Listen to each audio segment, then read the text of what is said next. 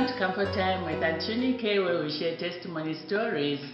Today is a very special day because we have Professor Nkandu Luo to share with us about OPG.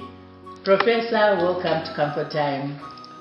Thank you so much, and I'm really honored to be part of today's conversations. I've been watching this for some time now, and today is an opportunity for me to also share some issues that are of interest to the nation. Thank you so much, Prof, and thank you for accepting to grace us with your presence. So, Professor Nkandu Luo is not new to all of us in the country, but before I ask her to explain what OPG is, I would like, Professor, for you to briefly tell us a little bit about yourself. Yeah, I think that if I started telling you who I am, it would take all the interview time, but I'll restrict it to the conversation this morning. Professionally, I'm a professor of microbiology and immunology, and beyond just my professional interactions with the nation, I've also been interested in gender issues, especially as they affect women. And I think of relevance to today's discussion is the fact that during my lifetime I had the pleasure to be Minister of Gender. So I have served in various political positions in the country as Minister of Health, Minister of Local Government, Housing and Environmental Protection, Minister of Chiefs and Traditional Affairs, Minister of Fisheries and Livestock, Minister of Gender, Minister of Higher Education. So, in the last elections, I was the running mate to the president, but unfortunately we lost the elections. Wow, that is awesome. So, Prof, you are spearheading this concept of OPG. First, what does OPG stand for? OPG is just an acronym that speaks to the concept of a peace garden. And we thought we needed to find an acronym that is beautiful and people can respond to it and embrace it. So you said peace garden. What about the O? What does the O stand for? The O stands for just the open space of a peace garden. Open space. Okay, cool. So what is the concept of OPG, and how did you come to want to popularize this concept? Yeah, so thank you so much. I want to say that as I was introducing myself, I did talk about the fact that I was a Minister of Gender. And many a time when you're given opportunities like that, it's always nice to look at things that can make an impact on the lives of certain individuals. As I was traveling, not as Minister of Gender, but before, I visited, for example, Nashville, and we went to see a peace garden where they celebrate different individuals, which then turns out to be a tourist spot. So everybody who goes there, spends the day there. There is entertainment, and you get to learn a lot about different things, about the people that have been either in that particular area and beyond. Then when I went to Cleveland, we went to see the House of Fame, where they have all the Beatles and people who did rock and roll music. They are celebrated there. In fact, when you go in some of the amphitheaters and watch, it's like you're watching the Beatles live. Wow. That's the way they have done it. Then I visited another peace garden in Perth, and this really took my heart. outside politics, this is something that I'd like to do. Okay. And this is on the backdrop of the fact that I'm part of the women's movement in this country. Okay. And I thought this is, when we're talking about women, these are some of the initiatives we would like to do. So when I had the opportunity to be Minister of Gender, I invited the then chairperson of NGOCC, Madam Sarah Longwe. Okay. And I had a chat about it. I said, you know what? The way we run the women's movement, maybe it's a little monotonous. Mm-hmm. Can we be bringing in some ideas that are unique to the women's movement? Mm-hmm. And I said to her, look at the men, women in Zambia who have achieved. Yet even when you see awards being given, the women get maybe a token of one woman, the majority are men. Mm-hmm. But even when the history of the independence struggle will be written, it will be very clear, maybe during our time if history is written, or in the future our children will know that the women played a very big role in the independence struggle. Mm-hmm. Yet when you even go to the graveyard of Mama Julia Chikamonika, it's forgotten. In other countries, the government would have taken interest, or the women's movement, to celebrate that woman and make sure that they even put flowers around her graveyard. And Yunike, I must say that when I was Minister of Gender, we attempted to do that. Okay. We went, cleaned up that grave, got the family of Madam Julia Chikamonika to start doing that. But the moment I was moved out of Minister of Gender, he died a natural death. So you don't want that. No. You want something that has continuity. Yes. And this is why I said, let's take it outside government. Can the women's movement run with it? But when Sarah Longwe went to sell that idea to the NGOCC, then they did not want to eat and they didn't think it should be their baby. But what I'm grateful for is that Sarah as an individual said, look, let's remove the NGOCC because I'm interested. She understood the concept and she embraced the concept. Oh, cool. Then we decided to invite a lot of women, some of whom needed to be celebrated, like Mrs. Mapoma, who was behind that village concept. So she and her daughters would come to the meeting. We had a lot of other women, Mrs. Kankasa, Mama Kankasa, and others come. And out of which we then had elections, and Sarah was elected to chair. Oh, okay. But I still offered them the space at the Ministry of Gender, and fortunately my permanent secretary at the time, Madam Daisy Ngambi, is also from the women's movement. Yes. She made sure that this concept lived, and then we started thinking through it. Okay. So we agreed that we are going to get document the women that have achieved in different spheres.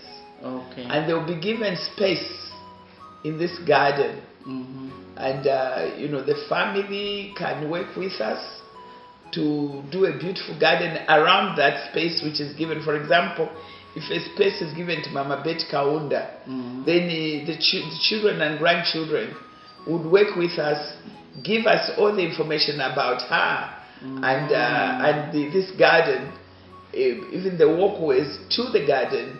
That piece is engraved Mama Betty Kaunda. Okay, wow. If the children of Mama Kankasa are interested, then they would go and give us, some of the important things about Mama Kankasa that people can learn from. So beyond that, it's not just a peace garden for Zambia, but it becomes even a tourist attraction for people who want to learn about the different personalities in Zambia. And even those that have been forgotten, the children will start learning about them. Why should we be learning about Shakespeare? And yet we don't know anything about our own people. I was recently at an 80th birthday for Mrs. Mataka Elizabeth. And I had the opportunity to speak at that function. And I said, here is a forgotten hero. Today, people are talking about HIV and mentioning names that were not there. You don't understand how we fought the HIV fight. How we traversed this country to try, for example, to set up all the blood screening centers in this country. How we traveled the world to negotiate even the ARVs that are drunk today. And people are giving, celebrating people who are not even there. They don't even know what the pains we have to go through to get to where we are. Who even talks about Elizabeth Mataka? That woman even rose to a position of a UN envoy to Ban Ki-moon at the UN. I've never heard of anybody calling her. Even just recently, there were awards being given to people maybe who have not even made an impact on this country, on the lives of Zambians. So we thought that instead of waiting to be celebrated by others as women, can we celebrate ourselves through this garden? Okay, so, I saw, Prof, we have land for peace gardens. So is that where you plan on having all these bodies celebrated? Or is that for something else? Well, let me also take advantage to thank the Galoon family. When, of course, we started discussing this concept, you can't do it without land. Okay. So we invited Mr. Galoon and his manager, may he so rest in peace, to sell this idea. And they were very quick to give us 5 acres of land. Okay, cool. So the land you saw was a donation or a contribution to this initiative by the Galoon family. Free. We didn't pay for it. It was given to us as a gift. Okay. But I must hasten to say that that is just the beginning. But we hope to have many more peace gardens, not only in Lusaka, but beyond Lusaka, where we can celebrate the women. But that land is strategic, in my opinion, in that it's near the airport. So you can have a situation where even those who are transiting through Lusaka and they are waiting for their plane connection, they can actually go to the Peace Garden. Because apart from just having these gardens and flowers, we expect to have maybe restaurants there so that people can be having restaurants, having some food. We expect to have some amphitheaters and there can be live activities and so on. We expect to have a curio shop, for example. Maybe awesome. Like they do in Japan. We can have people who start making curios with the actual faces of the women. For example, they do a face of Mama Bet Kaunda or the face of Mama Kapwepwe Salome, and the people can actually go back with it and buy it and say, I visited the Peace Garden and I saw the garden of Mama Salome Kapwepwe. So here she is in form of an artifact. So this is how we intend to do it. You're just mentioning women, Prof. Is that just for women? Are we going to include any men? This is for women. For women specifically. And this is for women, both late and alive. Okay. And I must emphasize on the live. Because in Zambia, there is an ugly head that has just emerged, I don't know from where, where when people are alive, maybe even very sick, people don't care about them. But the moment they die, you spend hours listening to tributes. And you can even tell that person is lying through their teeth. But I don't know what it is. So we want people to go back to where Zambia was, where you celebrate people when they are alive. So this garden will have the late, because we can't do anything about it, but we also have to celebrate the women that are alive. I think the men, they've been honored, they've been celebrated, So we don't want to create any space for them in this garden. This garden is for women and girls. Okay. So, and obviously, if we find a child, you know, there are certain children who are geniuses. If we find a child 10 years old, 9 years old who is doing great things, they'll be in that garden. But they have to be girls. They have to be girls. That's awesome. Okay, I'm sure the men are going to support this because we've been supporting them, we've been there with them. I'm sure they are not going to have a problem to support us. No, they'll definitely have to. I mean, for example, if I have to be celebrated, I have 2 sons. They have no choice but to support support me. Yeah. So we will get a lot of support from men. I also know my colleague, Dr. Connie Osborne. She just has sons. So the sons will have to support part of the garden. So the support we are asking from men and women. But the celebrated gender shall be women. Okay. And funding, are we looking for anyone to help us with funding for, because this really sounds like a huge project, and I think it will not be possible to do everything we are thinking of without funding. Do we have any specific institutions we are hoping to fund us, or can we sell it to everybody to ask those who are able to come on board to help us?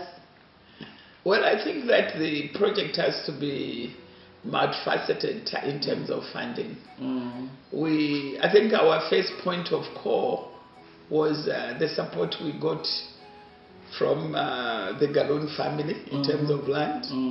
We also, at the time we launched it, got support from the Chinese embassy. Oh, cool. But maybe, and like I was saying in our last meeting, we need to write to the current ambassador, because the wife of the then ambassador, Chinese ambassador, even said they could organize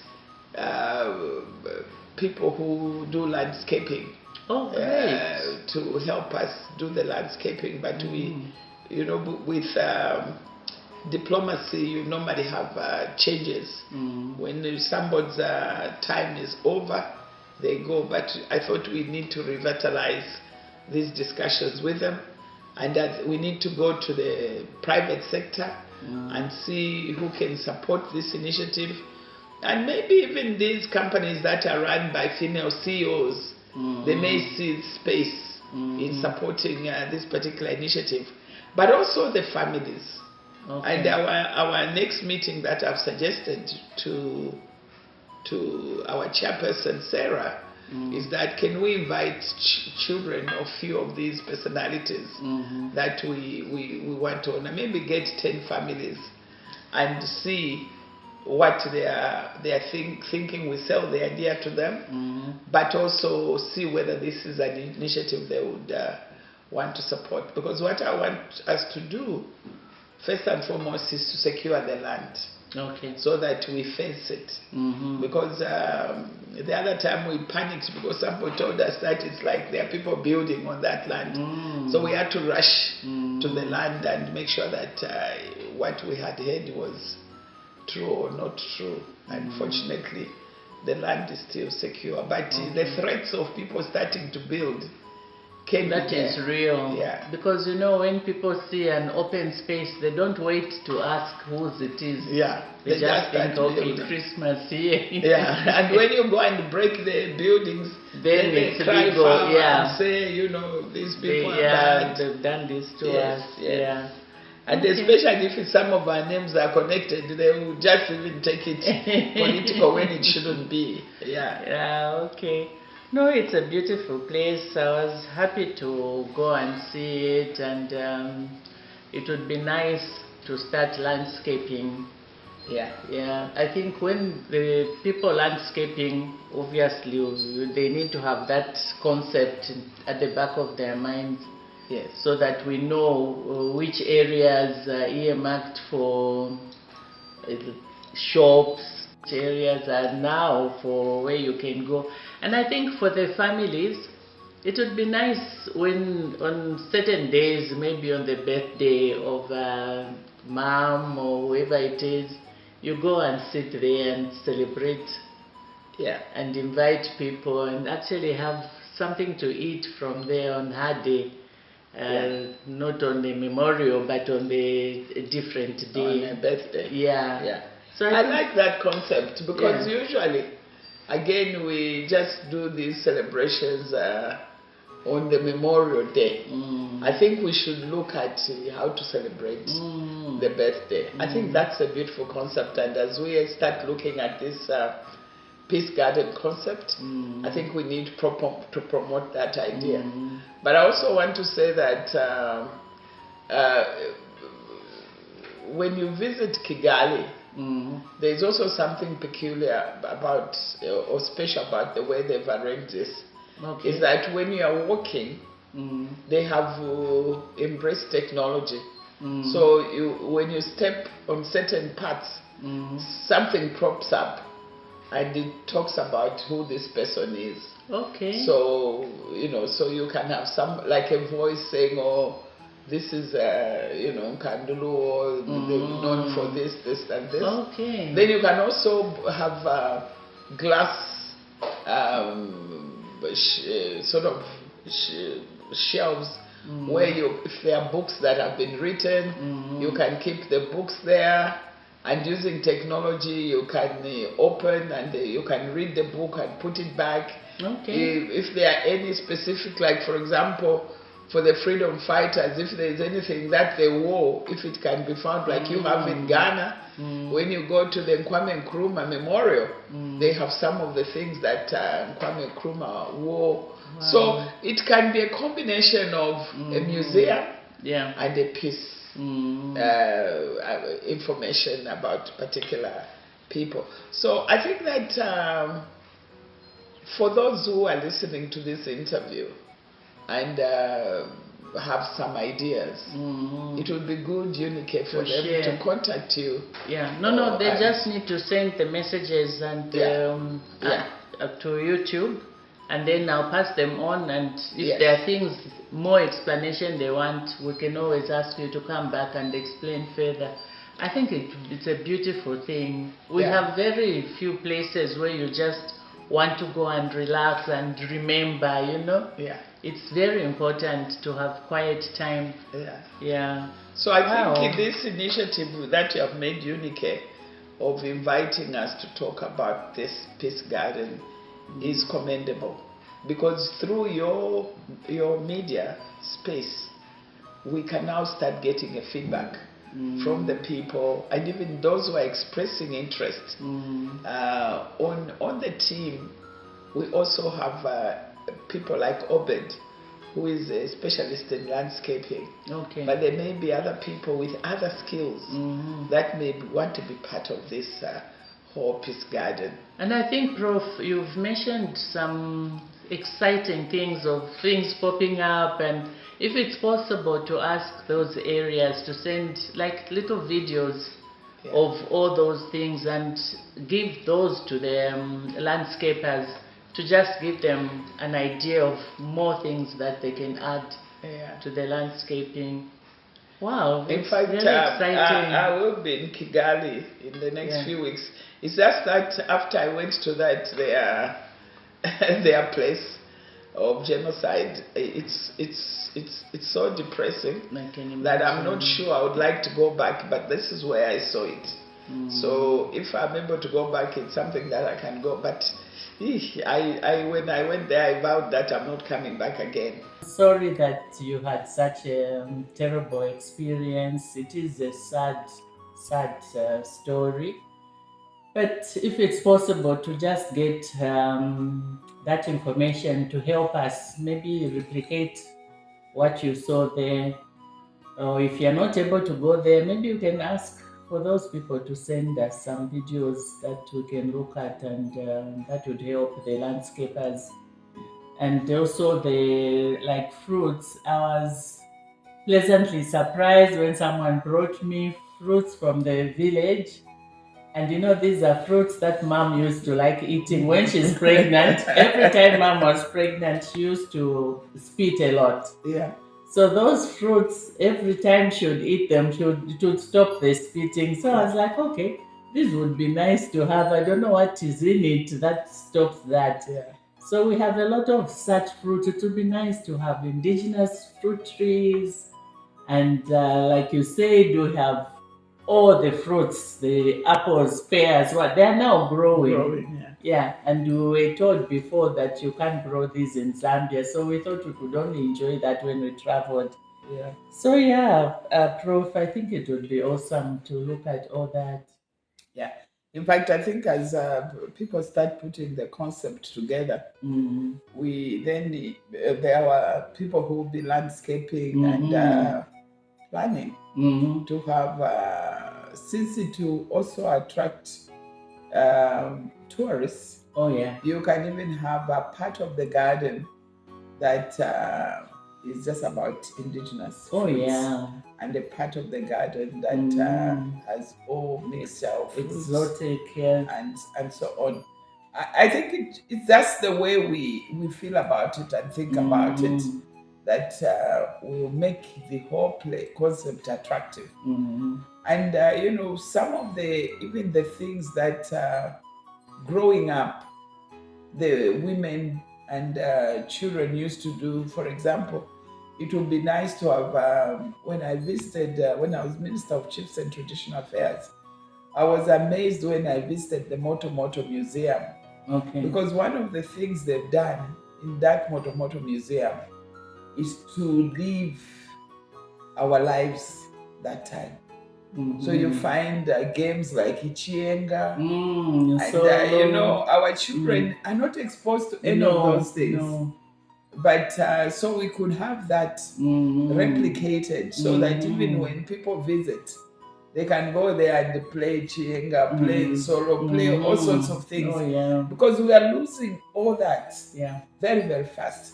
So we need to create a place where it's practical. And again, and I'm saying this because when I visited Perth, they have actually a portion in their Peace Garden which they call the African portion. Okay. And they had a lot of things from South Africa. Okay. There are even the plants from South Africa. So you can be innovative. Yeah. And creative. And creative. And put things that as you even advertise the Peace Garden, you show that if you come and visit, you will experience this. So as we meet the team that is participating in this initiative, we just need to bring a lot of these ideas to the table. And for those that are listening to this interview, can also give you a feedback, which we can share during our planning time. Great. So please, can you bring the ideas, the concepts? Maybe some of you have traveled elsewhere and you've seen something that you think would be awesome in our program or project. Please share with us so that our planners can look at that and see how we can run with it. So thank you so much, Prof, for coming. It's actually been a pleasure. And I'm glad that we are moving this process forward. Because one of the best ways to move an idea, a concept, is to share widely. And I think we've been planning ourselves. So I must thank you, Yunike, for now taking it out to the nation and to the world, that there is this initiative going on in Zambia, and obviously the people that are interested, even beyond Zambia, may say, yeah, this is an idea I would like to associate with. And as we look for funds, some of them can just say, look, I'm offering this financial support because I believe in this idea. So this is a living concept and we would like to push it forward. Thank you so much for this initiative. Thank you so much, Prof, for coming. And please, it's not only in monetary form. You can also say, I'll donate plants, I'll donate trees, whatever you're able to donate. Or even ideas. Ideas, especially ideas, so that we can move, with it. So thank you so much, Prof, for coming, and thank you everybody for watching. And always remember to give us a thumbs up so that this information can be shared widely. And remember to share. If there's anyone that you know would be interested in such, share the video with them so that they can also share their concept with us and their ideas. So thank you so much, Professor. Thank you for coming. Stay blessed. See you in the next video.